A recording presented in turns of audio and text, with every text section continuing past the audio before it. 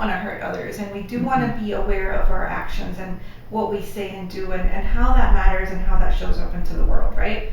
But sometimes we take that to the extreme. Even if it's nothing to apologize for, I'm apologizing for it. And I've seen that in my daughter so much. She'll hit a wall and she'll say sorry for the wall at this point. It's really bad. Welcome to the Limitless Tribe, where two badass women build businesses, chase dreams, and keep it way too real. I'm Kat. And I'm Mel.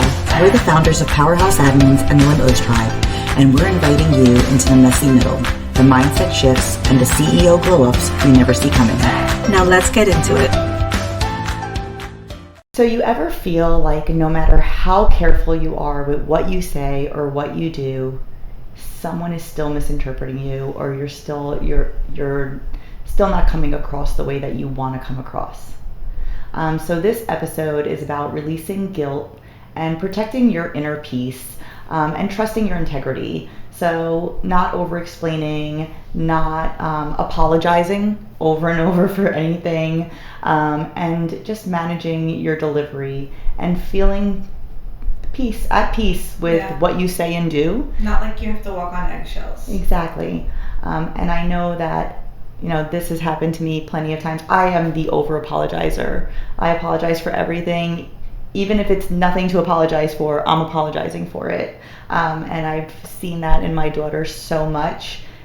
Hers is extreme though, to where, even in therapy, they're working on this now, because she apologizes so much for things. She'll hit a wall and she'll say sorry for the wall at this point. It's really bad. It's like I feel like when we do that so much, it's like we're apologizing for existing. Exactly. Like for anything that we do, we think it's like a bother or an inconvenience. Yeah, it actually makes me sad that I feel like I apologize so much, and I feel like she noticed that in me, that this is something that she's taken on herself now, but it's to the extreme where she's now, yes, I feel like she's apologizing for just living.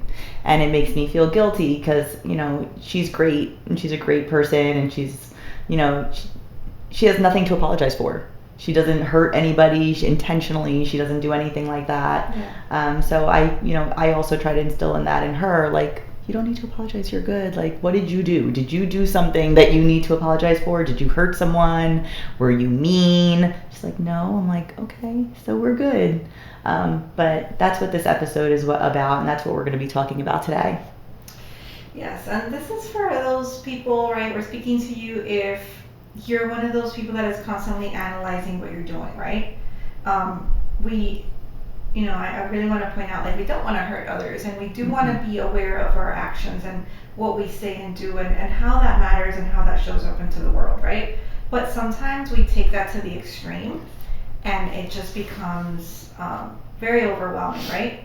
So why do we take ownership for how other people feel, right? So first of all, in the beginning, it's kind of like a survival thing, right? When we're kids, we need to be liked by our parents. They're going to take care of us better. It's kind of a survival thing. It's kind of instincts, just being accepted, right? Then you go into school and you're trying to make friends. You don't want to be the weird kid. You don't want to stand out. And then as you become an adult and like modern life, it just transforms into trying to be perfect and chasing that perfectionism that doesn't exist. And then just people pleasing, right? So much that you lose who you are. Yeah. Which I've been there, right? You just kind of are adapting to everyone around you to make sure that you aren't seen as difficult, that you aren't inconvenience anybody, that you're not being too much or too little or just anything that would be of any bother, right?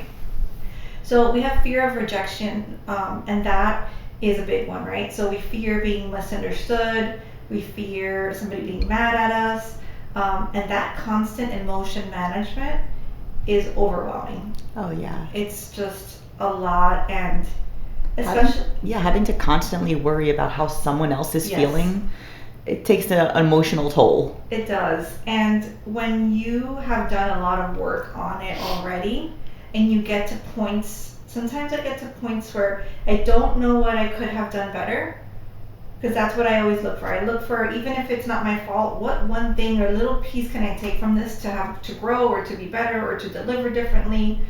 And sometimes I get stuck and I can't think of something, or I genuinely feel like that was the right thing.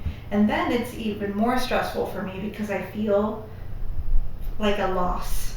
Like I feel like bad that I can't, that was still, that person is feeling that way, and I can't even think of what to change. So now this year for me, especially the second half of the year, my number one focus is regulating my nervous system, reducing stress, and just being calm and just going with the flow, like just not letting things bother me that aren't worth the bother, right? So getting to that point of peace, it means not tying that peace to other people's opinions of me or other people's reactions of me or what other people expect of me that isn't what I want.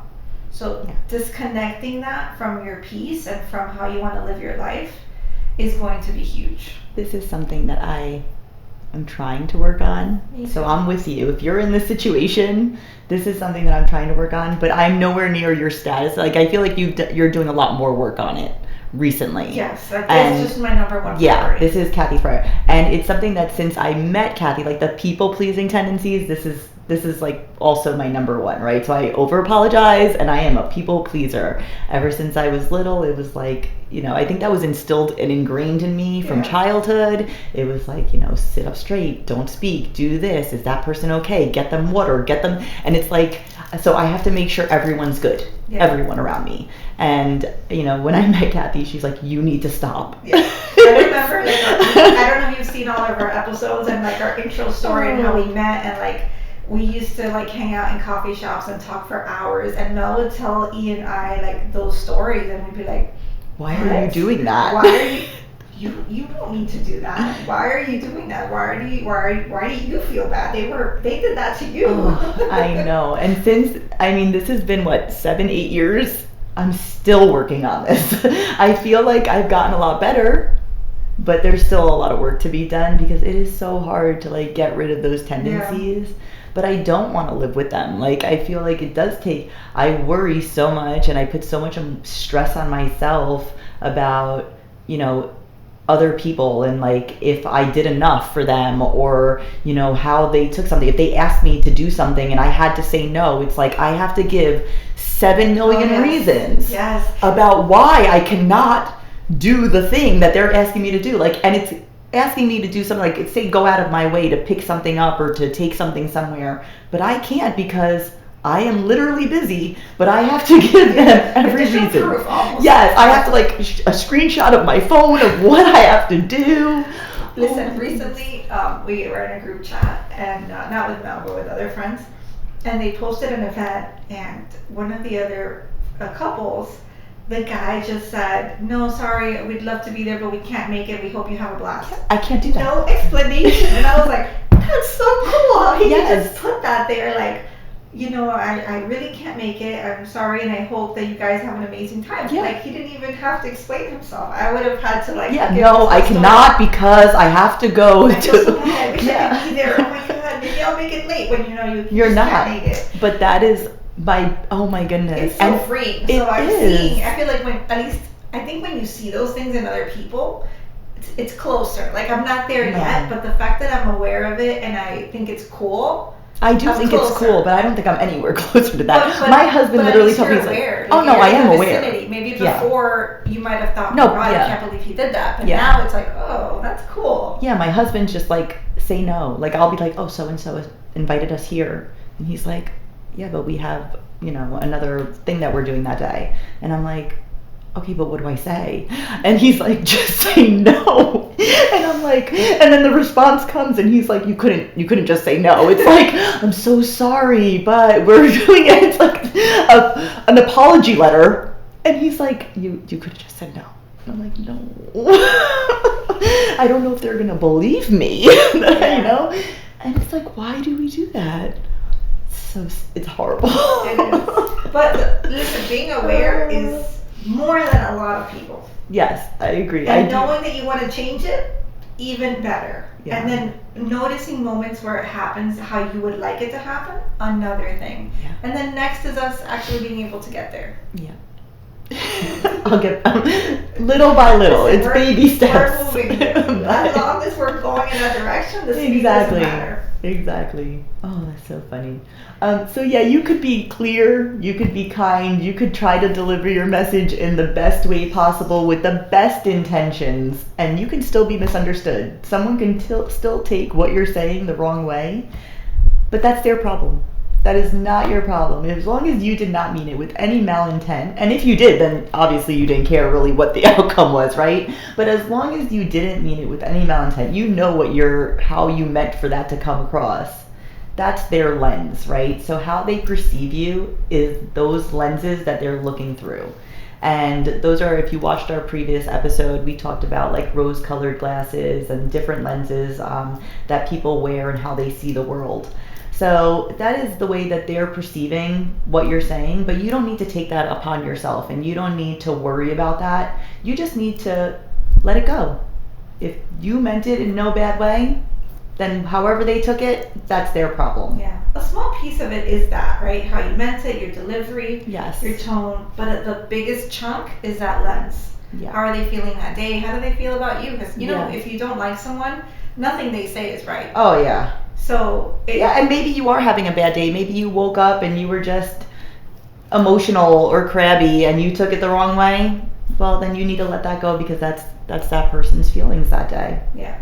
So we recently had, not recently, but this year, had an issue at work that happened where we had, had some issues with leadership. We created a new training. We were trying to get everyone on board, and then what was it? We sent out a message trying to get feedback from everyone on how we can get the leadership program a little bit better. Yeah, like what do right? you need Yes. most so that we can help you with that? Because we don't want to Yeah. like just create it as a thing that people have to do. Like we want to Yeah. do things that you actually need, that will help you. Show value, right? So what is going on? Where are you seeing the most gaps in your knowledge as a leader that we can then provide you with feedback and how to help get that better?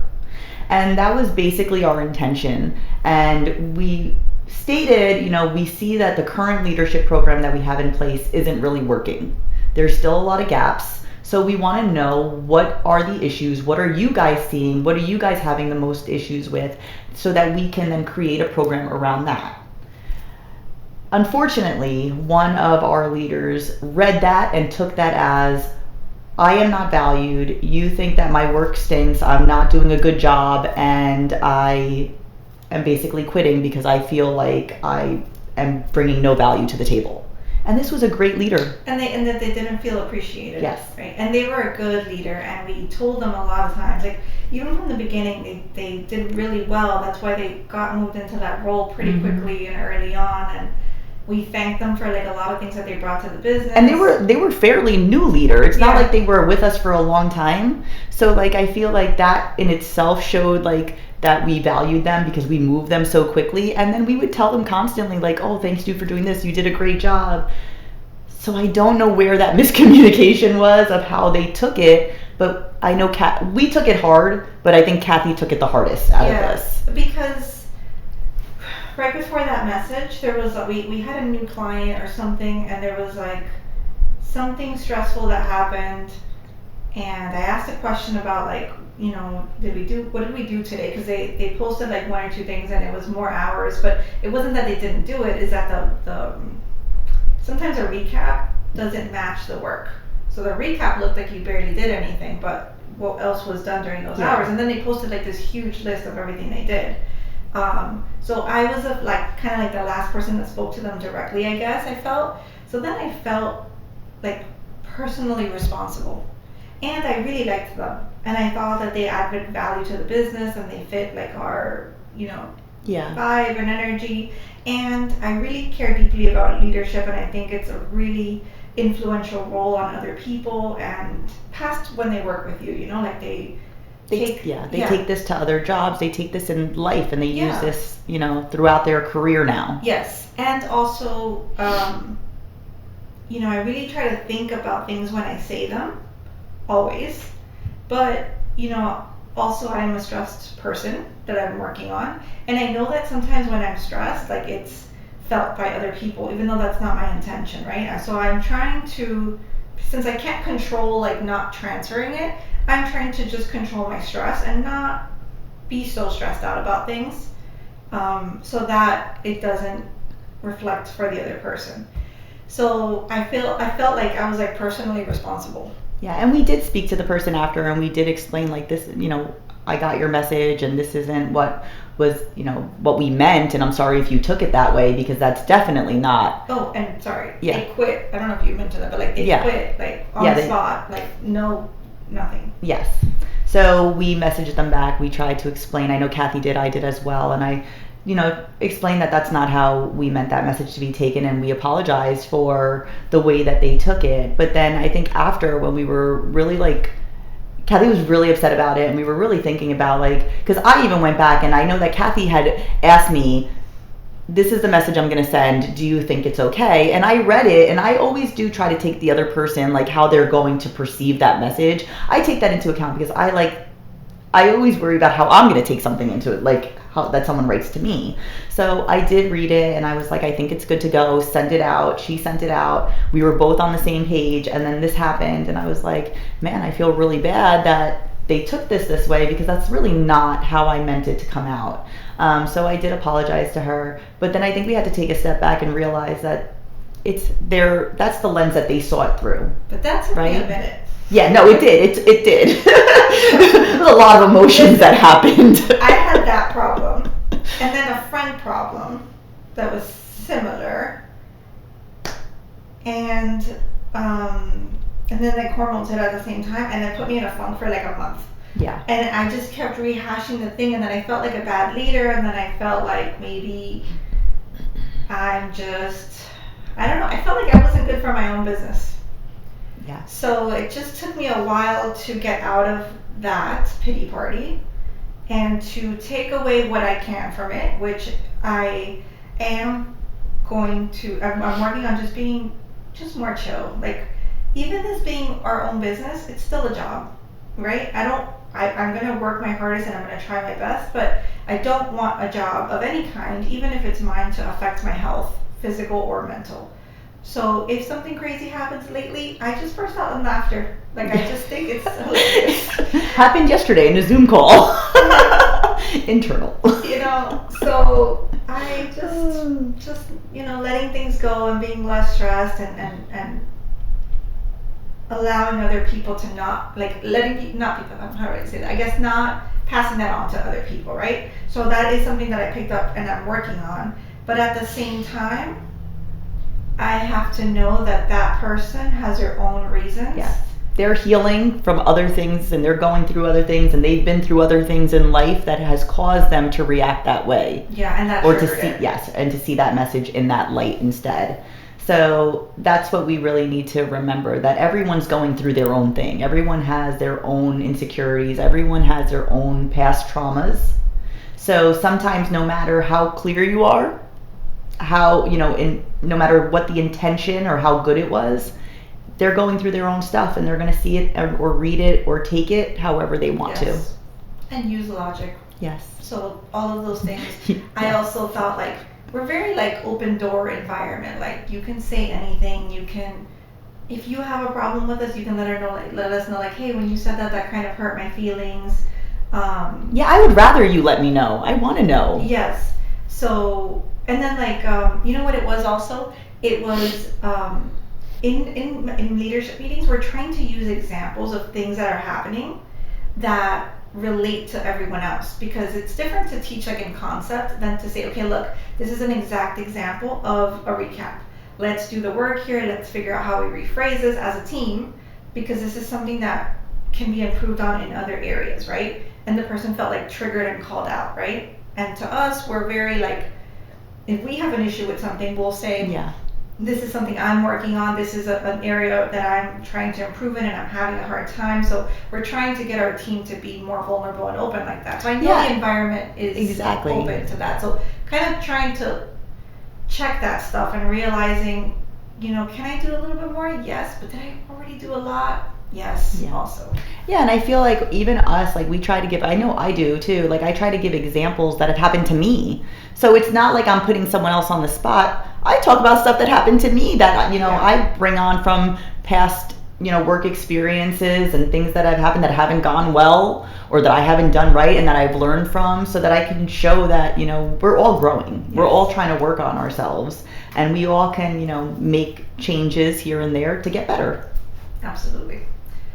So practicing on releasing this, right? It's going to feel like a huge weight off your shoulder when you release just a portion of this, right? You're still going to be a person that cares about others and cares about how you show up in the world, but not to the extreme that you are taking full responsibility to everybody else's reaction, right? So check with your intention, not necessarily their reaction. Their reaction is theirs, your intention is yours, right? That's your part of the control of this. So if they're triggered by something, is this something of yours that you need to work on? Or are you picking up something of theirs that they should be working on, right? And let people have their lesson, right? Sometimes we set up boundaries and that upsets other people, and we think that maybe there's something wrong with the boundary or with something that we did or implemented. Mm-hmm. But it's not always the case. Like, a lot of times it's just a lesson that they need to learn to accept that boundary you put up, right? And you're able to set up those expectations, those boundaries, without the guilt of needing to control the outcome. Yes. So reframing, right? If you think that the person might be upset because they're not responding, maybe they're processing. Maybe they're thinking about what you said, internalizing it, and then they'll come back and say something. Maybe it's what they needed to hear, mm-hmm. but they just needed a moment to process it, right? If you're feeling like you need to fix something, think about, did you show up with love? Did you show up with good intention? And did you take time to try to do the best delivery you could? If you did, that's enough, and just leave the rest with them. Yeah, I think Cathy just mentioned something to me before. She's like, I was stressing over someone's, I had given information to someone for someone else to get something done, and I was stressing about if they were going to be happy with the service, if they're not going to be happy with the service, and if the person giving the service is going to be happy with the person getting the service. A referral for like any service. Oh, and I was stressing over here, and she's like, Melissa, be logical here, please. And I'm like, I know, I need to let it go. I don't understand why I'm carrying this weight on me. That's like, you kind of pass it on. I did the favor of giving this person a new client. You do what you want. If you don't want it, you don't want it. And this person, I gave you a contact for someone who's good, but that doesn't mean that they're for everyone. So if you don't like it, you just go to someone else the next time. It's not the end of the world. Plus, if we didn't have much going on and you're bored and you just want to pick up other people's stress, go for it. But I don't want to. We already have so much on our plate. We don't really need to worry about this trivial stuff because there's already so much other stuff that we do have to worry about, or that we can't control, or we are stuck with dealing with, right? Yeah. But those little ones, man, it's so silly. I am full. I cannot take on more things. So I'm just dropping as much as I can. I agree. It's so silly. It is so silly. So when she told me that, she's like, can you be logical? Let that go. And I was like, okay. You're right. So with the logic, I think you have to step back. Mm-hmm. You're in it and you're literally in between these two people. You're stressing about the energy that's going back and forth. Just go above the situation. If you were watching it for someone else, and then it'll be easier to use logic. Yeah, what would you tell that other person that's stressing about this? And then maybe, you could see it in a different light or with a different lens. So use a journal. I feel like journal prompts are really good, and we're really into those. And I know Cathy's been journaling a lot lately as well. So use journal prompts and write down when I'm what emotional weight am I carrying that isn't mine, that I should be letting go of, right? Release that. Send it back to the other person. Send it back to the world. That is not yours to carry, right? Am I responsible for energy that's not mine, or emotions that are not mine? No, you're not. So journal that. Visualize handing that energy that isn't yours back to that other person. So I give you this with love and light, and take it, and I don't want it, right? So those are just some quick journal prompts that you could do, and we will include those for you guys to take in a little homework sheet if you want to click and do those later. But I feel like those would be really good for everyone to kind of get over this tendency of carrying all of this emotional weight from other people, or from other things that happen in life. And I, like I said, am working on this with you all. Yes. Every day. Like practice. I mean, if you go to the gym, you're not automatically an athlete. Yeah. Like you have to practice it, and you have to use it in real life and prep and then get stronger at it, and then maybe use it in more difficult situations, like if you're lifting bigger weights, and it's just a process. But as long as it's feeling lighter and lighter, you're doing it right? So to recap, empathy is your strength. It's not a burden, right?